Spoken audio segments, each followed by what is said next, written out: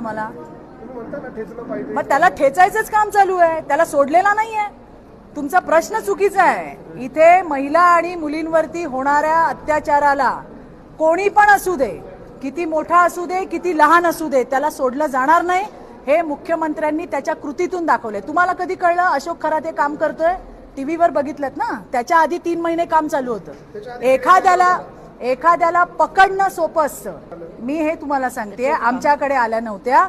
3 महिन्याच्या आधी जी कुणकुण सरकारला लागली, मुख्यमंत्र्यांनी तेव्हा काम चालू केलं. त्याच्यानंतर सगळे पुरावे गोळा केले आणि म्हणून आज तो हरामखोर जो आहे तो गजाआड आहे. एखाद्याला पकडणं सोपं आहे, ती केस स्टँड व्हायला पाहिजे. लोकांना विश्वास देण्याचं काम सरकारने केलं म्हणून लोक समोर आलेली आहेत आणि त्याच्यानंतर आज ती कारवाई त्या ठिकाणी होते. तो असेल किंवा आणखीन पण असे कोण असतील, या कुणालाच सोडलं जाणार नाही. आज त्या खरातच्या मागे IT, ED, SIT, पोलीस सगळे लागलेले आहेत आणि पूर्णच्या पूर्ण उद्ध्वस्त केल्याशिवाय देवेंद्रजी शांत बसणार नाहीत. हे मला तुम्हाला सांगायचंय.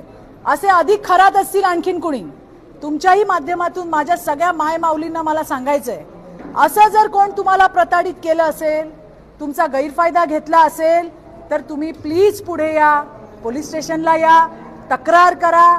त्या ठिकाणी कारवाई निश्चितपणे होईल, हा विश्वास तुम्ही त्या ठिकाणी ठेवा. हे सुद्धा मला आज तुम्हाला सांगायचंय. नाही, निश्चितच त्याच्या मुळाशी जाण्याचा मी स्वतः प्रयत्न करते. तुम्ही विश्वास ठेवा, मी प्रचंड अस्वस्थ आहे. कारण एखाद्याला काढून टाकलं, त्याला सस्पेंड केलं म्हणजे त्याची शिक्षा संपत नाही. त्याने ज्या महिलांचं शोषण केलंय, एकही महिला पुढे यायला तयार नाही. दुर्दैव आहे आमचं. म्हणजे मला असं वाटतं की आम्ही विश्वास द्यायला कमी पडतोय की काय. पण मी हे प्रकरण सोडणार नाहीये, याचा 100% मी पाठपुरावा करणार आहे. कारण त्या ज्या कोणी असतील, हे लांडगे आहेत सगळे, ही समाजातली विकृती, हरामखोर आहेत. हे यांना ठेचून काढलं पाहिजे. मला खूप वाटते, तुम्हाला खूप वाटते, पण ज्यांनी हे भोगलंय त्यांनी पुढे येणं फार गरजेचं आहे. आणि म्हणून आम्ही सतत विनंती करतो की प्लीज पुढे या, हिम्मत दाखवा. कारण एका दोघांना चांगले ठेचले ना तर पुढचे हिम्मत करणार नाही. पण दुर्दैवाने त्या महिला पुढे येत नाहीयेत. पण माझा पाठपुरावा सुरू आहे. मला विश्वास आहे, आज नाही तर उद्या माझ्या प्रयत्नांना यश आले.